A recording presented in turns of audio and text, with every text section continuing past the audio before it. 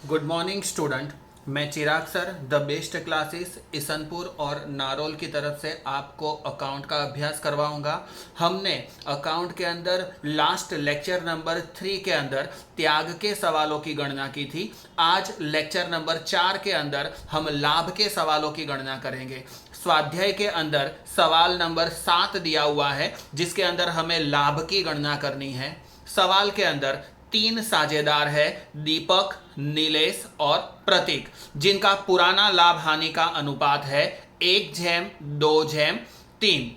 साझेदार पुनर्गठन के बाद में अपना नया प्रमाण तय करते हैं 2/2/1 और हमें इस सवाल में लाभ की गणना करनी है। अब लाभ की गणना करने के लिए भी हमें उनका पुराना भाग और नया भाग निकालना पड़ेगा। तो सबसे पहले हम साझेदारों का क्या करते हैं, पुराना भाग निकालते हैं। तो पुराना भाग कैसे निकालेंगे, तो पुराने प्रमाण का टोटल करेंगे तो 1, 2 और 3 का टोटल करेंगे तो कितना होगा, 6 होगा। उसके ऊपर से पुराना भाग निकाले तो दीपक का पुराना भाग कितना होगा, 1 बट्टे में टोटल रखेंगे 6।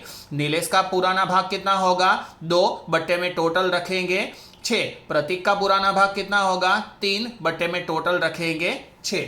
उसी तरीके से नए प्रमाण के आधार के ऊपर हम उनका नया भाग निकालेंगे। तो नया प्रमाण का टोटल कितना हो रहा है, 2/2/1, मतलब कि कितना हुआ, 5। तो नया भाग क्या निकलेगा, 2/5। तो 2/5 दीपक का भाग हुआ। नीलेश का भाग कितना होगा, 2/5। तो 2/5 और प्रतीक का नया भाग कितना होगा, 1 और टोटल 5 है तो 1/5। इसके आधार के ऊपर अब हम लाभ की गणना करेंगे। तो लाभ का सूत्र रखें तो लाभ का सूत्र क्या है, नया भाग माइनस पुराना भाग। नए भाग में से हम पुराना भाग क्या करेंगे, माइनस कर देंगे। सवाल को हल करने के लिए सबसे पहले हम क्या कर देते हैं, तीनों साझेदारों का नाम लिख देते हैं। तो तीनों साझेदार कौन है, दीपक, नीलेश और प्रतीक। तीनों का नाम लिखने के बाद में तीनों का नया भाग लिख देते हैं।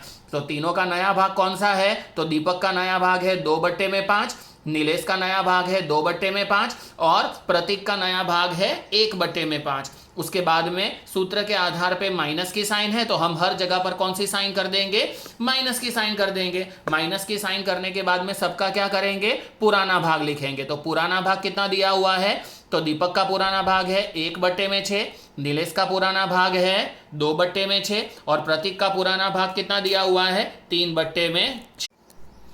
अब लसप और क्रॉस गुणा की पद्धति से हम आगे की गणना करेंगे। तो दीपक की बात करें तो बट्टे में क्या लिखा हुआ है, 5 और 6। तो 5 और 6 का गुणा करेंगे तो कितना आंसर आएगा, 30। और क्रॉस गुणा करेंगे तो 6 का 2 से गुणा करेंगे तो कितना आंसर आएगा, 12। बीच में क्या करेंगे, माइनस की साइन। 5 और 1 का गुणा करेंगे तो कितना आएगा, 5। मतलब 12 में से 5 माइनस करेंगे तो 7 और बट्टे में क्या है, 30। आंसर किस में आ रहा है, प्लस में आ रहा है। और प्लस में आंसर आता है तो हम क्या गिनते हैं, क्या हुआ है, लाभ हुआ है। मतलब कि दीपक को 7/30 जितना क्या हुआ है, लाभ हुआ है। नीलेश की गणना करें तो उसमें भी बट्टे में जो 2 संख्या दी हुई है उसका गुणा करेंगे तो 5 और 6 का गुणा कितना हो जाएगा, 30 हो जाएगा। और क्रॉस गुणा करेंगे तो 6 और 2 का गुणा कितना होगा, 12। बीच में माइनस की साइन। 5 और 2 का गुणा करेंगे तो कितना होगा, 10।